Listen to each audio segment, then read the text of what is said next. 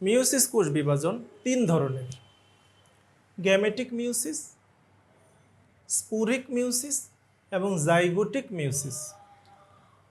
Gametic meiosis, এই মিওসিসের দ্বারা প্রাণীর জননাঙ্গের মধ্যে জনন কোষ বা গ্যামেট সৃষ্টি হয়। এই জনন মাতৃকোষ মিওসিস প্রক্রিয়ায় জনন কোষ তৈরি করে।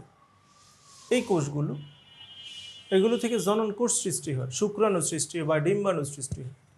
জনন অঙ্গের মধ্যেই মিওসিস হয় এবং এই মিওসিসের দ্বারা জনন কোষ তৈরি হয়, এই জন্য এগুলোর নাম গ্যামেটিক মিওসিস। এবং এই মিওসিসের পর এই জনন কোষগুলো, শুক্রাণু বা ডিম্বাণু, এগুলো আর মিওসিস করতে পারে না, এমনকি কোষ বিভাজনই করতে পারে না, অর্থাৎ মাইটোসিসও আর করতে পারে না। আমরা একটু বুঝিয়ে বলি। এই কোষটা শুক্রাণুতে রূপান্তরিত হয়। শুক্রাণু, পুরুষের শুক্রাশয়ের মধ্যে এই কোষটা শুক্রাণুতে রূপান্তরিত হয়। তো শুক্রাণু কিন্তু আর বিভাজন করতে পারে না। স্ত্রী দেহে এই কোষটা রূপান্তরিত হয়ে ডিম্বাণু তৈরি হয়। সেই ডিম্বাণু কিন্তু বিভাজন করতে পারে না, অর্থাৎ বিভাজন শেষ।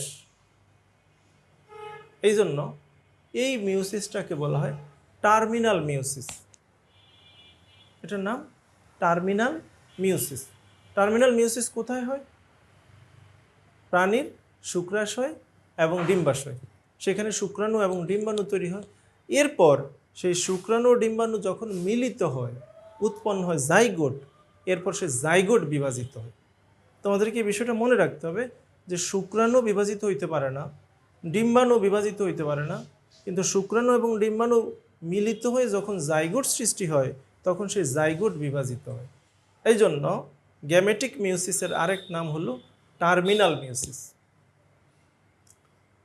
দ্বিতীয় যে মিওসিসটা আছে, স্পুরিক মিওসিস।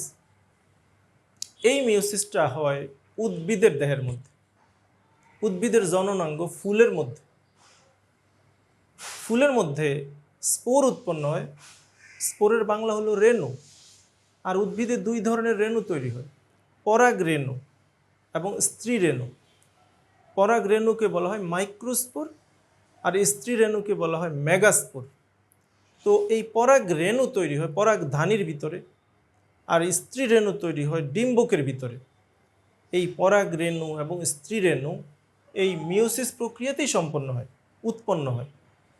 পরাগ মাতৃকোষ মিওসিস প্রক্রিয়া বিভাজিত হয়ে পরাগ রেণু তৈরি হয়। আবার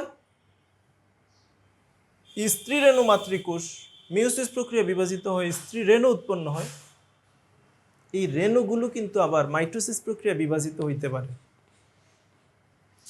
পরাগ রেণু এবং স্ত্রী রেণুর বিভাজন সম্ভব মাইটোসিস প্রক্রিয়ায়। এরপর তৃতীয় যে মিওসিসটা, সেটা হলো জাইগোটিক মিওসিস। অর্থাৎ জাইগোট যখন মিওসিস প্রক্রিয়া বিভাজিত হয়, তখন সেটার নাম হয় জাইগোটিক মিওসিস। আর এই জাতীয় মিওসিস হয় গ্যামেটোফাইট উদ্ভিদের জাইগোটের মধ্যে। গ্যামেটোফাইট কাকে বলে? গ্যামেটোফাইট হলো হ্যাপ্লয়েড উদ্ভিদ। যে সমস্ত উদ্ভিদ পরিবেশের মধ্যে হ্যাপ্লয়েড অবস্থায় থাকে, যেমন শৈবাল পরিবেশের মধ্যে হ্যাপ্লয়েড অবস্থায় থাকে। আমরা একটা শৈবালের নাম বলি ইউলোথ্রিক্স শৈবাল। এই শৈবালটা পরিবেশের মধ্যে হ্যাপ্লয়েড অবস্থায় থাকে। তো যৌন প্রজননের ফলে এদের যখন জাইগোট সৃষ্টি হয়, তো সেই জাইগোটটা হয় ডিপ্লয়েড। এখন সেই জাইগোটটা যদি মাইটোসিস প্রক্রিয়া বিভাজিত হয়ে একটা শৈবাল তৈরি হয়, তো সেই শৈবালটা তো হয়ে যাবে ডিপ্লয়েড। এই জন্য সেই জাইগোট মাইটোসিস না করে মিওসিস প্রক্রিয়া বিভাজিত হয় এবং স্পোর সৃষ্টি হয়। সেই স্পোর মাইটোসিস প্রক্রিয়া বিভাজিত হয়ে প্রত্যেকটা স্পোর থেকে হ্যাপ্লয়েড শৈবাল সৃষ্টি হয়। অর্থাৎ গ্যামেটোফাইট উদ্ভিদগুলো পরিবেশে হ্যাপ্লয়েড অবস্থায় থাকার জন্য তাদের জাইগোটে মিওসিস সম্পন্ন হয়। আর এই মিওসিসকে বলা হয় জাইগোটিক মিওসিস।